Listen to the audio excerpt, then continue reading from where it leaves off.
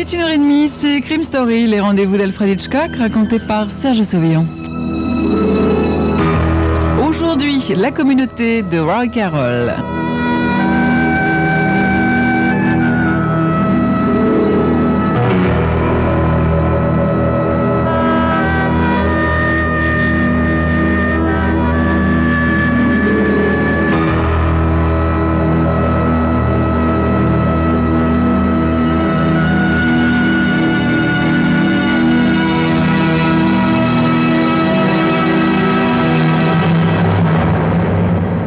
L'inconnu n'aurait pu choisir pour s'introduire un endroit plus sûr que le vieux château de la baronne de Lominac, plein de recoins et moisi par les ans, où la vieille petite baronne Anaïs de Lominac vivait seule. Madame la baronne représentait un peu moins de 50 kilos, d'eau fragile et de rides. Physiquement, elle n'était pas de force à lutter avec un intrus.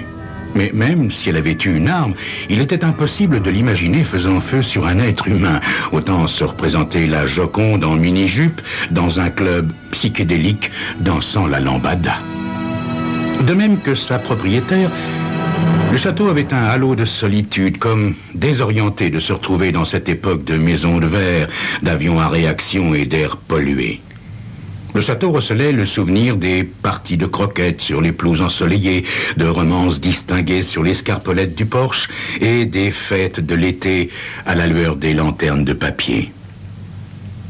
En 1914, monsieur le baron Jules Ernest de Lominac, à la tête de son régiment, avait vaillamment défendu Douaumont avant de succomber à ses blessures. Une génération plus tard, son seul enfant, un fils, le baron Gilles de Lominac, avait quitté le château par cette même allée. C'était le premier pas d'un voyage qui devait se terminer quand une mitrailleuse viette le coupa en deux quelque part vers Kaobang. Madame la baronne Anaïs de Lominac avait supporté bravement ces épreuves. Si elle pleura, ce fut dans l'intimité d'une pièce familière. Elle ferma certaines parties du château au fur et à mesure que les ans usaient ses forces. Et finalement, elle résidait dans 3 agréables petites pièces désuètes du rez-de-chaussée, du côté sud. C'étaient les seules dont elle prenait soin, mais quoi qu'elle fît, elle le faisait bien, avec un souci de perfection. Le jour où elle renonça à son heure de lecture à l'hospice, pour être remplacée par une jeune collégienne éclatante de santé, Madame la baronne de Lominac ouvrit le coffre cerclé de cuivre dans sa chambre et y déposa le livre d'histoire, près de la croix de guerre de son mari et de la médaille militaire de son fils. Elle se demanda plus tard si c'était cette nuit-là que son visiteur inconnu vint pour la première fois. Elle n'avait aucun moyen d'en être sûre. Il était venu aussi silencieusement et invisiblement que les années elles-mêmes. Elle découvrit le premier indice de sa venue le matin suivant. Rien d'affolant n'annonça qu'elle avait eu un visiteur. Pas de vitres brisées, ni de serrures forcées, pas d'empreintes de bottes boueuses. Non, le jour s'est élevé comme des milliers d'autres jours d'hiver, clair et froid, durcissant la mince couche de neige poudreuse qui était tombée la veille sur la Corrèze. Madame la baronne Anaïs de Lominac, petite silhouette féerique dans le lit à colonnes massifs, s'attarda dans la chaleur de ses couvertures après que ses yeux s'ouvrirent doucement. Elle regarda sa fenêtre et le chêne couvert de givre au dehors. La terre semblait silencieuse et vide. Une grande lassitude l'envahit. Il n'y avait pas une raison au monde pour qu'elle se levât si on y pensait bien. Qu'était-elle après tout? Une relique inutile? Indésirable. Une vieille écorce persistant au-delà de sa période d'utilité. Puis, ses lèvres se raffermirent. Elle rejeta les couvertures et sauta hors du lit dans sa longue chemise de nuit de mousseline blanche. Enfilant une robe de chambre de laine et des pantoufles de feutre, elle trottina jusqu'à la cuisine, mit de l'eau à bouillir pour le thé et alluma la radio pour les informations. C'est quand elle ouvrit la huche à pain que le premier soupçon se fit jour dans son esprit. Elle était certaine que le pain était entier hier soir. Elle l'avait acheté avec d'autres provisions en revenant de l'hospice hier, l'avait mis dans la huche et était allée se coucher sans dîner. Pourtant, le pain était là maintenant, enfin, ce qu'il en restait, c'est-à-dire à peine la moitié. Elle resta un moment dans l'incertitude. Était-il possible qu'elle se fût levée pour manger cette nuit et qu'elle l'eût oublié? Tandis qu'elle s'interrogeait ainsi, son regard se porta sur l'évier. Doucement, elle étendit la main et retira le couteau à fromage de l'évier. Ça ne lui ressemblait pas de laisser une assiette sale et un couvert après la corvée de vaisselle du soir. Elle rangeait toujours les choses à leur place, d'autant plus qu'hier soir, elle n'avait pas dîné. Elle examina les taches blanches qui souillaient la lame du couteau, l'approcha de son nez et renifla. Ça ressemblait à un résidu de fromage de chèvre. Elle passa son doigt sur la lame et le porta à sa bouche. Oui, c'était bien du fromage de chèvre. Ouvrant le réfrigérateur, elle sortit le plateau à fromage de son compartiment spécial. Les yeux fixés sur le plateau vide, elle sentit son cœur se serrer. Qui ferait une chose pareille? Qui se glisserait dans la maison et s'empiffrerait de fromage de chèvre?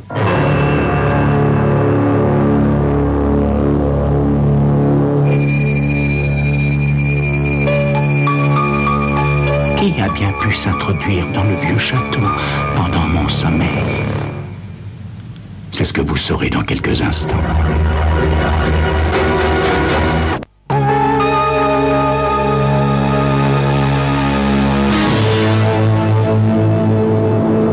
Un léger frisson parcourut ses muscles fins. Elle se figea dans une position à demi assise, fixant la porte close de sa chambre, écoutant le silence. Tout était verrouillé, en bon ordre, rassurant. Elle s'immobilisa dans l'obscurité du couloir, puis elle ouvrit la porte du sous-sol. Elle actionna l'interrupteur et descendit lentement. Les étroites marches de bois gémissaient sous son faible poids. L'odeur moisie du vieux ciment humide, des briques et du mortier lui emplit les narines. Le sous-sol était nu et vide. Au fond, une partie du sous-sol émergeait au-dessus du niveau du sol. 4 petites fenêtres encadrées d'acier et largement espacées laissaient filtrer une lumière poussiéreuse depuis l'arrière-cour. À la première d'entre elles, la fenêtre la plus proche de l'extrémité nord, Madame la baronne trouva la réponse. Elle manipula le fin loquet rongé par la rouille. Il suffisait de pousser la fenêtre de l'extérieur, la basculer vers le haut et se faufiler à travers l'ouverture. Madame la baronne rabaissa doucement la main.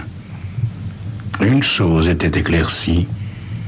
Elle savait maintenant comment elle avait été cambriolée. Mais par qui? Elle trouva la réponse plutôt émouvante. Évidemment, quelque pauvre être affamé qui, loin de lui vouloir aucun mal, s'était nourri de ce qu'il y avait de plus frugal dans le château.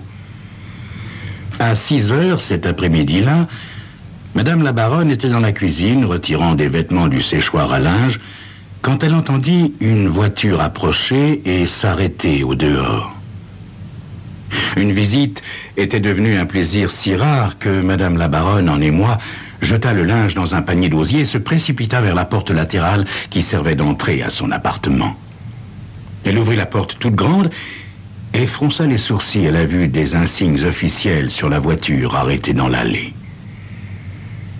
Elle regarda le brigadier de gendarmerie en sortir, un gros homme rougeau. La croûte neigeuse craquait sous son poids. Sa face, aux énormes bajoux, se fendit d'un sourire rassurant à la question muette des yeux de Madame la baronne. « Je ne fais que passer, Madame la baronne. J'ai pensé que je vous dirais un petit bonjour. » Elle introduisit le brigadier et prit son képi, les yeux brillants à l'idée d'une compagnie. « C'est gentil à vous, brigadier, d'entrer en passant. Asseyez-vous donc. Le thé sera prêt dans 1 seconde. Ah, j'ai peur de ne pas en avoir le temps, Madame la Baronne. En fait, voyez-vous, ma visite n'est pas purement désintéressée. Ah, oui, j'essaie d'aider quelques personnes qui vivent dans la vieille maison près du déversoir. voulez-vous dire cette cabane en ruine près de la rivière? Mon Dieu, je pensais que l'endroit était désert depuis la mort de Payassou. Son fils vit à Paris, vous savez, et il ne met jamais les pieds par ici. Le brigadier opina. Devant l'insistance des yeux brillants de Madame la Baronne, il posa son corps massif au bord du sofa. Il semblerait que quelqu'un soit adressé au fils pour louer la maison, pour presque rien. Ils ont un papier légal prouvant qu'ils n'enfreignent pas la loi. Madame la Baronne, assise, droite et raide sur son fauteuil Voltaire, face au brigadier, fit la moue. Je n'arrive pas à imaginer quelqu'un vivant dans cette petite baraque. Ceux-ci ne sont pas des gens ordinaires, Madame la Baronne. Je suis surpris que vous n'en ayez pas entendu parler.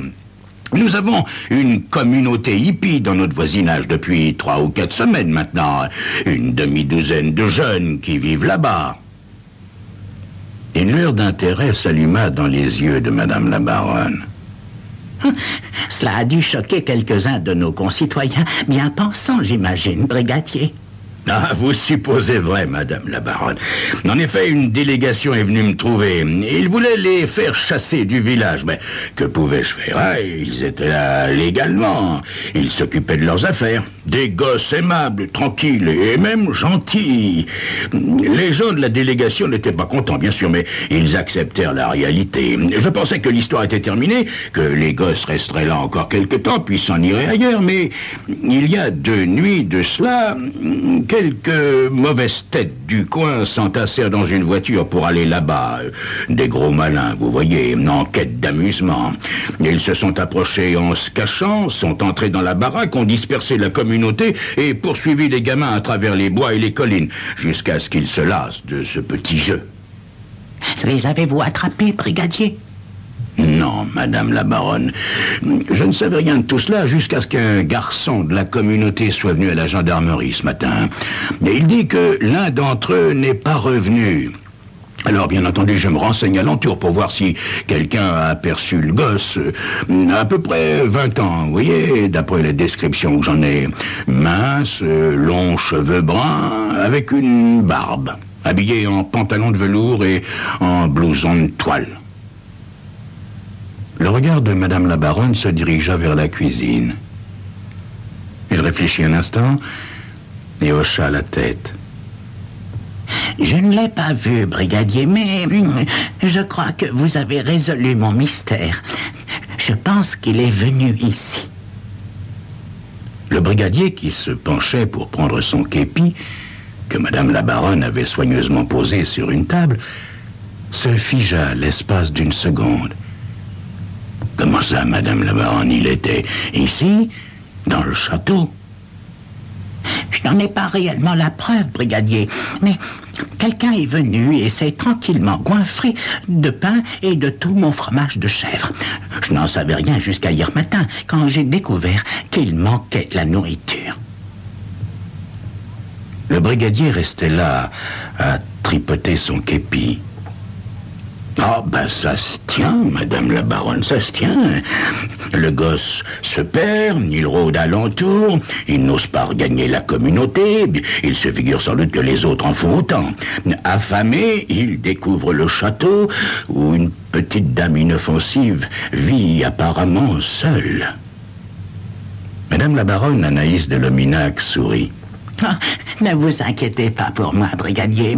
Il semble que ma sécurité n'ait pas été loin du monde menacé. On pourrait même dire qu'il fut le plus courtois des cambrioleurs. Le brigadier s'arrêta, la main sur la poignée de la porte. Au moins, Madame la Baronne, je suis content de savoir qu'aucun de nos garçons, même des voyous, ne s'est rendu coupable d'un mauvais coup. Au revoir, Madame la Baronne. Revenez me voir quand vous pourrez bavarder plus longtemps, brigadier. Oh oui, Madame la Baronne, c'est toujours un grand plaisir de vous voir. Et merci de votre aide. Le brigadier ouvrit la porte, jeta un coup d'œil au champ désert recouvert d'un manteau de neige. « Le gamin est peut-être en train de faire de l'autostop vers le Périgord, alors qu'il est. » « Au revoir, brigadier !» lança Madame la baronne depuis le seuil de sa porte. Le brigadier la salua de la main en se glissant à son volant. Madame la baronne le regarda démarrer, puis referma sa porte sur l'air glacial du dehors. Elle traversa lentement la pièce vers la cuisine. Elle ne parvenait pas à faire son choix pour le dîner. Elle ouvrit les placards au-dessus des plans de travail qui encadraient l'évier. Elle inventoriait les boîtes de conserve, les bocaux et les paquets de pâtes, un doigt pensivement appuyé sur le menton. Puis soudain, elle fronça les sourcils. Ses idées de dîner s'évanouirent. Elle était troublée par l'impression que quelque chose n'était pas à sa place, quelque chose n'allait pas. Son subconscient l'avait remarqué et tentait de le lui dire. Elle tendit la main et toucha quelques objets dans le placard.